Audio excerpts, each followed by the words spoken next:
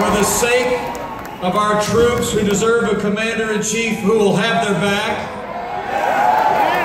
for the sake of hard-working Americans and businesses who deserve a president who will get Washington, D.C. off their back, for the sake of a Supreme Court that will never turn its back on our God-given liberties or our Constitution, I give you the man who must be the next president of the United States of America, Donald Trump.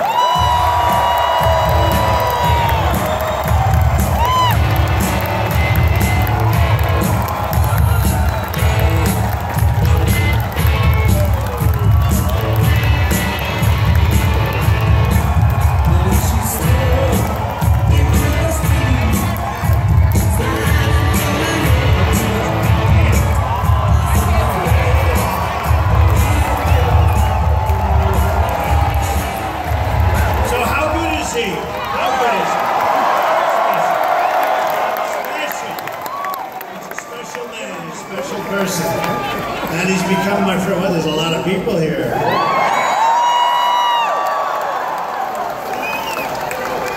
Hello, everybody. Your football team's going to have a great year. Watch. You got the quarterback, you have the whole deal. I think it's going to be a very good year. And if you get into that Super Bowl, I'll be going, all right? I wrote something down before, and I think it's important, because I love you too. Because we need unity. We have to win this election. This is truly one of the most important elections, certainly in my lifetime, because we're about to go. We lose it, we are in the wrong direction, and maybe it's gone. Supreme Court justices, always remember that. But so many different levels. And when you see what happened with crooked Hillary today, it was a disaster. A disaster. She had a disaster. She lies, folks, she lies. And so I wanted, you slow this out, I wanted to say to this group, you know, I had a really great time when I was in Wisconsin. And I didn't quite eke it out. I thought I was going to. But after that, it worked out well. You built me up. You taught me about politics. And when I left here, I said, I think I've learned a lot. So I love it. I love the people. I have many friends in Wisconsin, and they're incredible people. You're incredible people, I have to tell you that. And we're going to have a lot of fun. But anyway, this campaign is not about me or any one candidate. It's about America. It's time for a change. We need a change, a real change, not an Obama change. Remember Obama change? We don't need an Obama change. We've had enough. It's time to change a rigged political system that works only for the insiders and to replace it with a government that serves the people.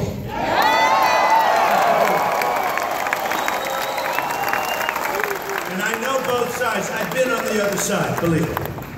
I actually like this side better. This is a movement. This is a movement like they maybe have never seen in this country, according to even the political pundits that truly hate me. Okay? This is a movement that some say, most say, is one of the great phenomena that they've ever seen in politics. Some say it's the single greatest phenomenon. Though the media doesn't want to talk about it, we've done something, all of us together. I'm a messenger, I'm only a messenger. We've done something truly historic together. Standing before you as nominee for president, and I am not a politician, Bradley.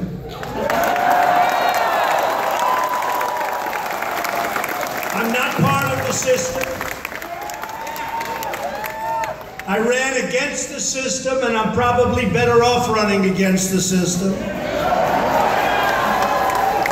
I ran against the donors. I'm my own donor, essentially. I have a lot of money in this deal. This is a very expensive process, I want to tell you. I funded, as you know, I funded the primaries, and now I'm in for over $60 million, and I'm largely funding my campaign as we go forward. In addition to that, we've raised tremendous amounts of money, and much of it from small donors, $61. 61. As a Republican, that doesn't happen. It happens because of what you're seeing in front of you today. And if you remember, just prior to June, they did a story. Donald Trump hasn't really done too well with fundraising. Well, that's because I didn't even know if I was getting the nominee. I'm not going to raise funds. I would have had enough if I didn't make it. I would have said, bye-bye politics.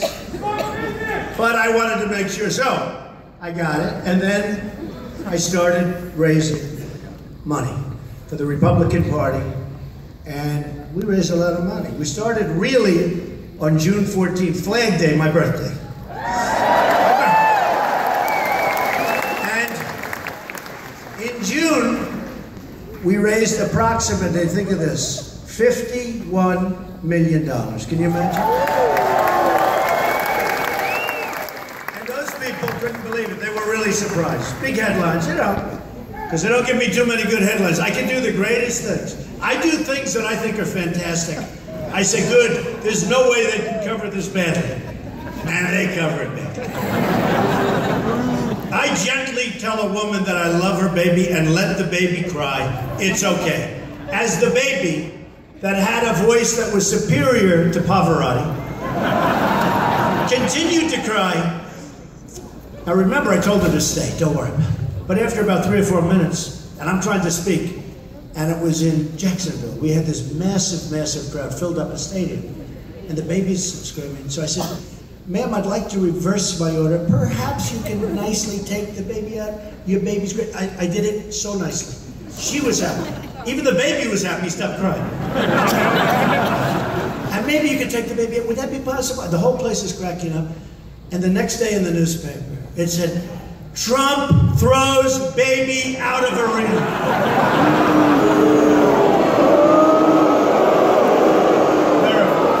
Now they're very dishonest. That was a tough one. And I just had a reporter come up to me, backstage. A reporter come, Mr. Trump, sir, but why did you throw that baby out there? And I said, I was having fun. I was so nice. I was so nice. Everybody liked me. The baby liked me. The mother liked me. We had a good time. I tried to keep the baby in, but the baby had such a powerful voice. In fact, I want to find out who that baby is, because I want to sponsor the baby. And that baby will sing someday in Philharmonic Hall, New York City. Okay, the great performer. So I'm not part of the system.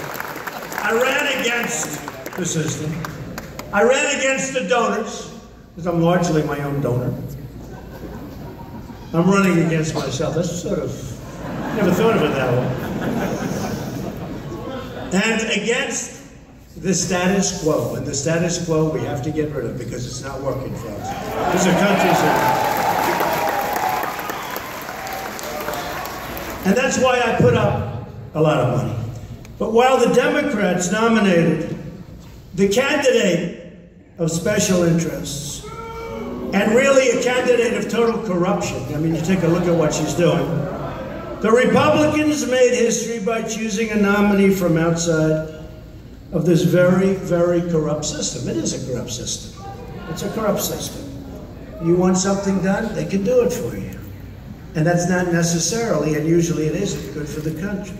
That is why we're going to be able to deliver real change and real safety and real opportunity to all Americans. We have to unite, remember that. Everything I've accomplished, I've done by putting together a really fantastic team, including, of course, Governor Mike Pence of Indiana has done it. Our Speaker of the House, Paul Ryan.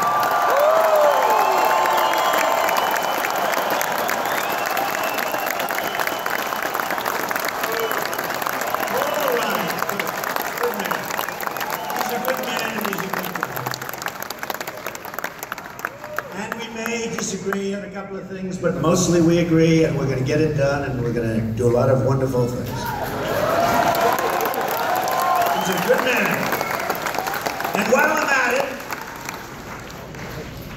I hold in the highest esteem Senator John McCain for his service to our country in uniform and in public office, and I fully support and endorse his re-election.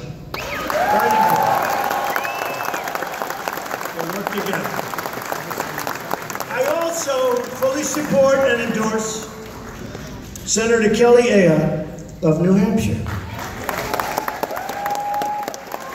a state I truly love, primarily because that was my first victory, but I love New Hampshire. I love New Hampshire. It's one of the most beautiful places. She's a rising star and will continue to represent the great people of New Hampshire so very well for a long, long time. Senator Kelly Ayotte. Working hand in hand, we will grow our majority in the House and in the Senate. We need them. We got to get things done. Arm in arm, we will rescue the nation from the Obama-Clinton disaster, which is exactly what it is, that has bled our country dry and spread terrorism unabated across the world. That's what's happening. You saw just now, maps came out yesterday. They said ISIS is far bigger. It's all over the place. It's all over the place.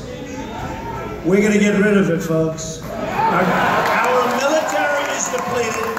We're going to build up our military. We're going to get others with us. Believe me, we're going to get plenty of others with us. And speaking of others, wouldn't it actually be wonderful if we could get along with Russia? They talk so big and so brave and so tough.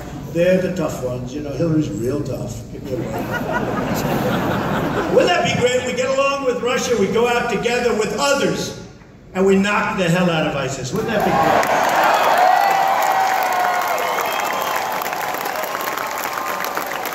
Together, we will lead our country back to prosperity, security, and peace. Okay? And when you look at the world and what's happened, so we have the queen of corruption. She's the queen of corruption. She's a disaster. I said before, if crooked Hillary Clinton becomes president, terrorism will destroy the inner workings of our country. Believe me, they are loving it. She wants to have 550% more people coming in from Syria and that region into our nation. And we don't know who they are. We don't know where they come from, really. We don't know if they're ISIS. Some will be. And look at the damage that's done in San Bernardino with a couple. Probably he became radicalized by her, a couple. And these were friends of theirs. These were people that gave a party in celebration of the birth of their child. And they were gunned down. 14 people killed, many, many injured. Take a look at Orlando. Take a look at Orlando, how disgusting that was. Take a look at the World Trade Center and so many other places. Go to the probably toughest gun laws anywhere in the world. Go to Paris and take a look at that. 130 people gunned down. You know, if people had guns on the other side where the bullets are flying in the other direction, like you, sir, you, sir, you, and you, ma'am.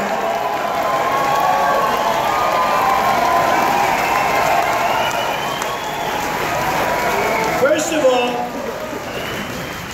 if they knew guns were in the room, they probably wouldn't have gone there. There were no guns, they were just sitting ducks, 130 people. In San Bernardino, you had 14 people. But in Paris, just like this, boom, get over here, boom, get over here, boom. 130 people, with many still in the hospital, many so gravely wounded, it's horrible. And if they had bullets flying in the other direction, maybe they wouldn't have shown up, and if they did, I'll tell you what, you wouldn't have had that kind of carnage. You would have had people lying on the other side of the floor instead.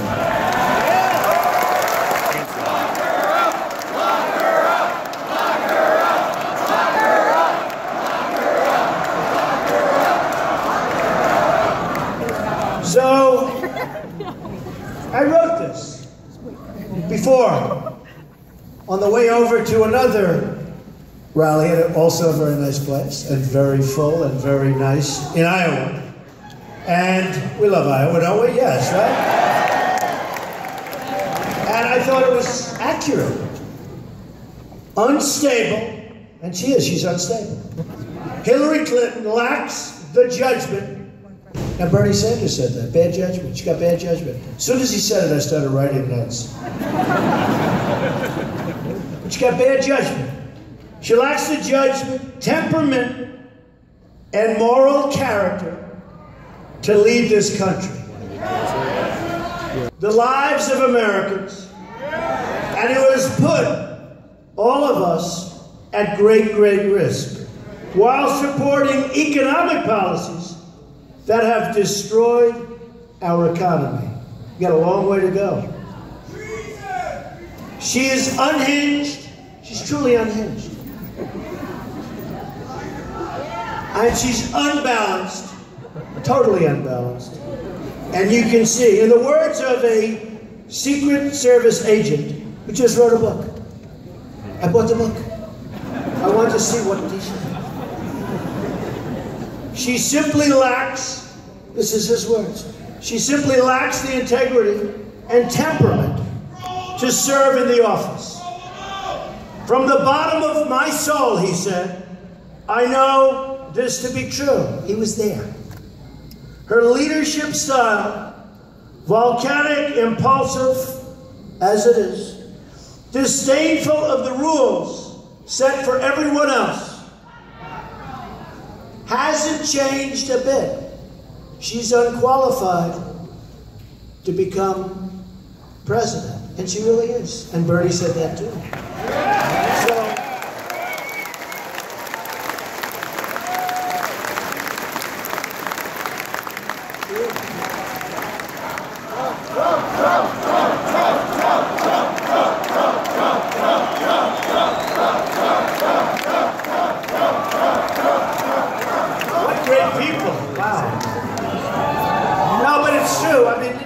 It's true. In one way, she's a monster. Okay? Look at what happened. Look at her history. In another way, she's a weak person. She's actually not strong enough to be president. So, she's got both. But she's not strong enough to be president. She will be a disaster. She will be a disaster. She will be so bad for our country. And I'm not just talking about justices of the Supreme Court. She will be so bad for our country. And we can't let it happen. We can't let it happen. You know, Mike Pence told me a story, and maybe I shouldn't even say it, but I found it interesting. One of the reasons, I guess primarily, the primary reason that he's in politics is because he watched the crookedness of the Clintons when they were in the White House. And he ran again. And he won. And you have to hand it to him. I mean, there's a guy who doesn't give up. He does not quit. Never, ever quit.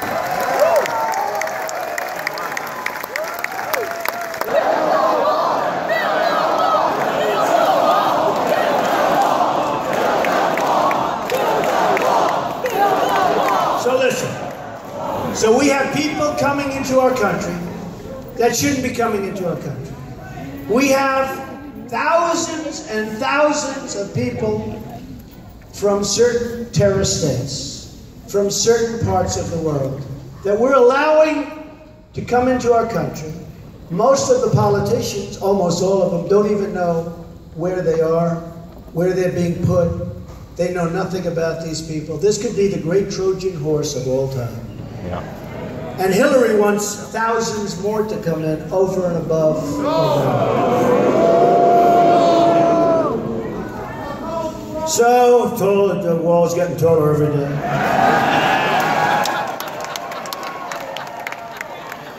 If you think of this, I just wrote this, the Obama-Clinton foreign policy has handed huge portions of Iraq, Libya, and Syria to ISIS. Huge portions. It's undermined stability in Egypt, and you know what they had to do over there, and empowered Iran as never before. Iran 3 years ago was dying. In fact, when they were marching in the streets, if Obama would have just encouraged it a little more, it would have been taken over by the people. But Obama played ball with the thugs that are running right now. Think of this, think of this. Look, we're making a deal, and the deal's not made. And they're dancing in the streets of Iran, saying how stupid the Americans are to be making this deal. The leaders, and in particular the leader of Iran, is calling us stupid, and the deal means nothing. And yesterday, I think he just said that the United States is essentially nothing. This is our great, great partner. But when you have somebody, if I was making a deal, and if the other side was bragging about it, the deal wasn't made, I'm not making that deal. I'm walking.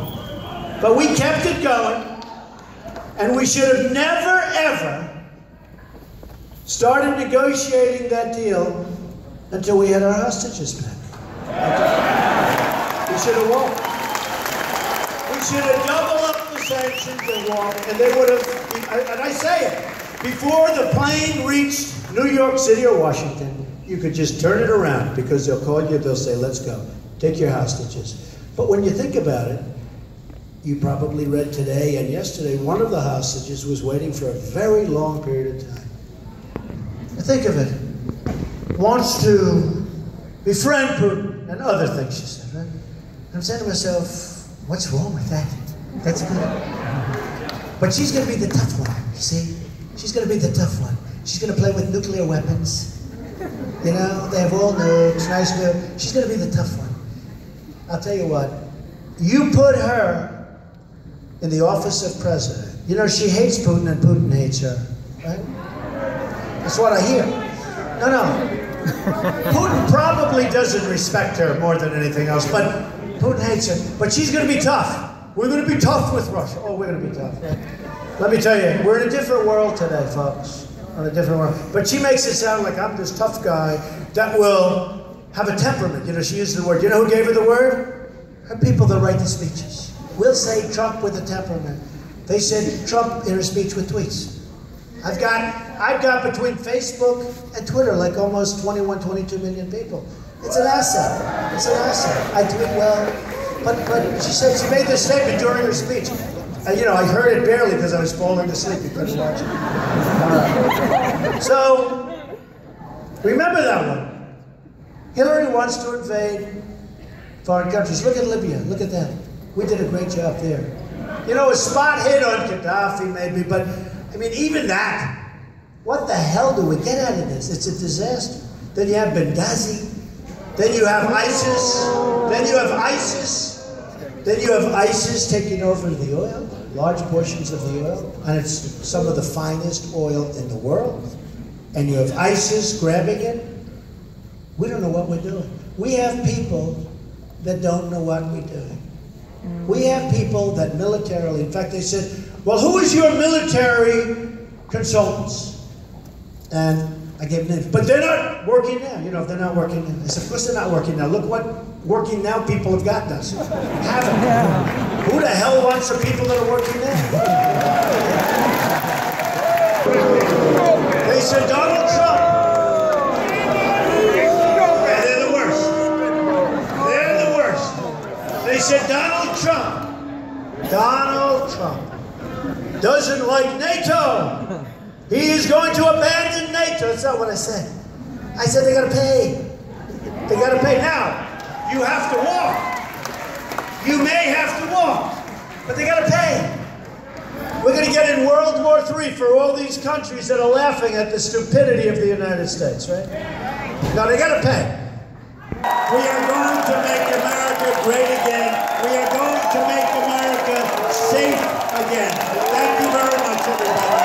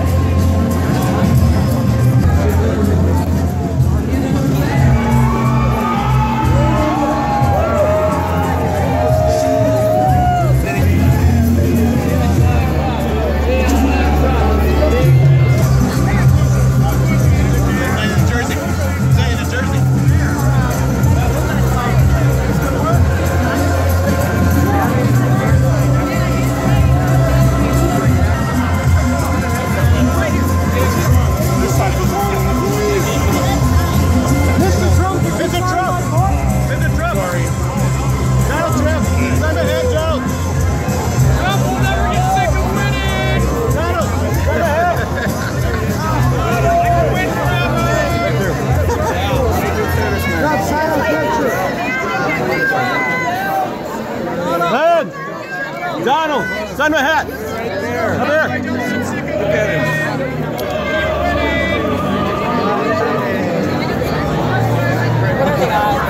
Go ahead.